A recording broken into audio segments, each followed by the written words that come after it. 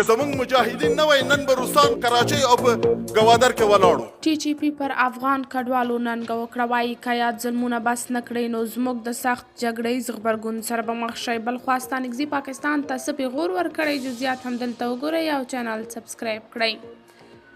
ټي جي پي ویلي پاکستاني حکومت باید افغانانو سره روان ظلم ودروي. تحریک طالبان پاکستان ټي جي پي په خپله تازه اعلامیه کې د پاکستاني حکومت پریکړه چې له مخې به افغان مهاجر اخراجیږي غندلې او هغه یې پښتون ضد غیر شرعي غیر انساني ظالمانه بللی او ویلي دي چې پاکستان غواړي په دې توګه د افغانستان مسلمان حکومت او ملت بې ثباته چې دا یې همیشنۍ دښمني ثابتوي. د ټي جي پي اعلامیه کې راغلي د پاکستان د پښتنو په تذکرو کې هم قوم افغان لیکل شوی، نو په دې توګه حکومت غواړي ټول پښتانه وځپي او جایدادونه یې ترې واخلي.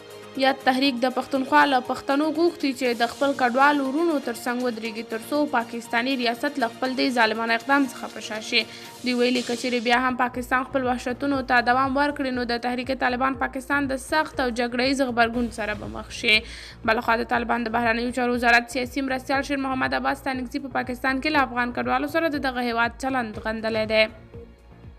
ستانکزي کابل کې یوې غونډې ته د وینا پر مهال ویلي تر 5 میلیونه زیات افغان کډوال په پاکستان کې ژوند کوي.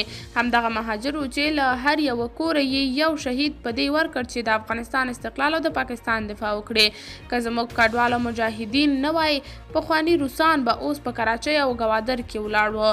موږ په خپل جهاد د افغانستان سربیره پاکستان هم آزاد کړی دی.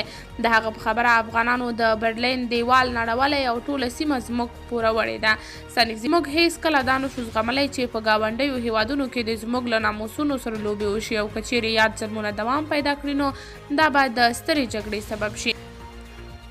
قدرمنو کتونکو تاسې په هکله څه نظر لرئ؟ کمنټ کې شریک، ویډیو لایک او چینل سبسکرایب کړئ.